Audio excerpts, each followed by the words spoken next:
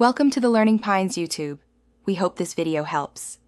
You start by confirming iOS 18 is installed and the phone unlocked. This avoids surprises. Once done, open Settings, tap General, then Keyboard to reach Autocorrect controls.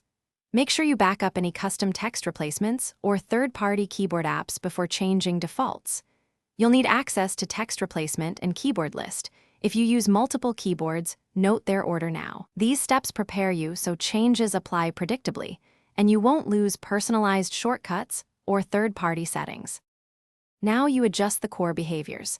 Toggle autocorrect and predictive on or off to test. Next, open text replacement and remove or edit entries that autocorrect incorrectly, because conflicts there are a common cause. If you use third-party keyboards, reorder them so the Apple keyboard is first while testing. This reveals whether a third-party engine is responsible. Test typing in notes between each change to isolate the effect. You'll see why stepwise changes identify the setting or app at fault. To finish, restart your phone and test typing in messages and notes to confirm the fix. If issues persist, reset the keyboard dictionary in Settings General Transfer or Reset and choose Reset Keyboard Dictionary. This clears learned corrections.